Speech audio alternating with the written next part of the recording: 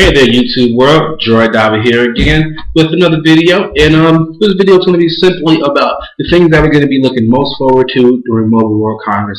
For those of you guys who don't know, Mobile World Congress is a mobile phone, tablet, thing like that event that happens February 27th through March 1st. And these are just a couple of things that I'm looking forward to. Now, I know CES just wrapped up, but in the fast-paced world of mobile technology, you know, these events keep coming, and new phones keep on being announced and being released. So let's go through it. So one of the first things that I'm excited about, even though I'm an Android fan, the push for Windows Phone 7. Now, Windows Phone 7 is a great platform, nice, nice UI, nice phones. I am an Android fan, and I don't plan on changing my operating system of choice anytime soon. But it's really good to see other operating systems, prosper and do good, because I think that's going to bring out the most in Android, bring out the most in the manufacturers that make these Android phones. So next, something else that's really good in that same light is Huawei putting out a pretty mid to high-end phone, the Huawei Diamond series. And we're going to be looking at, Android 4.0, of course, because no phone coming out this point on should have anything prior, I personally believe. We're looking at that, a 4-inch QHD Super AMOLED display. Now, if you don't know what QHD is, if you look at a lot of the HTC phones, since it's kind of a longer thing, the resolution alone, it's not exactly HD, but no, those HTC phones weren't exactly HD resolution, but this phone's going to be HD resolution. So I like to see how it's going to look now, because I kind of feel like the QHD phones have like a elongated look on the phone, and I don't like that too much, but that's beside the point. Now, this is also the world's thinnest phone, and there's another thinnest phone in the world every week, but we're looking at 6.9 millimeters, which is crazy because that's only 2 millimeters smaller than the Droid Razr, but if you got it, you got it, right? Okay, next, the HTC Primo. Now, this is another mid to high-end phone, but if you look at it, we're only getting a 1 gigahertz dual-core processor, and while that doesn't sound as fancy as the quad-core and the 1.5 duals that we're getting nowadays, with the evolution of the processors that they're using in the phone, these 1 gigahertz, if they're third generation, fourth generation processors, they're going to be a lot better. It's not, this 1 gigahertz processor isn't going to be like a 1 gigahertz processor, say in a Nexus S or something like that. It's going to be better because it's more efficient, more powerful. You're going to get better battery life, and all in all, a faster phone and better experience.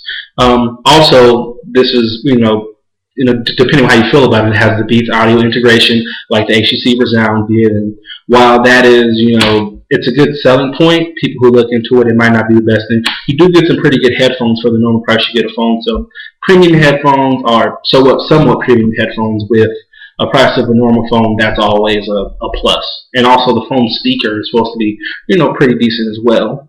And something that everyone's looking forward to is the announcement of a Samsung Galaxy S3. The past two Mobile World Congresses, there have been information releases for the Samsung Galaxy S3, so I wouldn't think Samsung would do anything different. I'm thinking they're gonna release this information right now, or late February, early March, and then we're gonna see the phones hit European retailers in about April. Now, we know here in the States we get things a little bit slower because you have to worry about them coming over, passing the FCC here, and then our carriers who are so brand hungry, mod them to their liking. So people know that it's their Galaxy S2 phone and not so-and-so's Galaxy S2 phone, which is kind of sad, but let's get into the specs. So we're going to be looking at a 1.5 quad-core Exynos 4412 processor. Now, I've seen some benchmark videos of that they had at CES, and that looks amazing. Now, the quad-core phone is supposed to have better battery life and everything because they can delegate the tasks between all the other cores on the phone, which then makes it more efficient on power. Now, personally, I think phones are just now hitting their stride when it comes to dual cores, but you got to keep on putting out those next specs so they can make their money, because they're in it for business.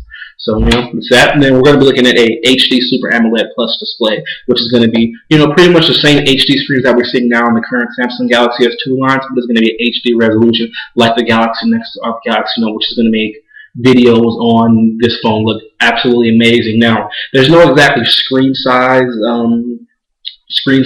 information, but I'm gonna assume personally that we're gonna be around that 4.3 to 4.5 inch range. The international version of the Galaxy S2 phone had a 4.3 inch screen, and then like the Epic 4G Touch and I believe the T-Mobile one, their 4.5-inch screen. So there's going to be different ones. So this is just pretty much the specs for the international version. Now they're going to be tweaked a little bit once they come over to the States, like we've seen so much. But this seems like a very exciting phone. And the last thing that's really exciting about this particular phone is the 12-megapixel camera. Now, if you know anything about cameras, megapixels is not always everything, but with the camera technology that Samsung has been putting out, I assume that they're only going to be moving in a forward progression.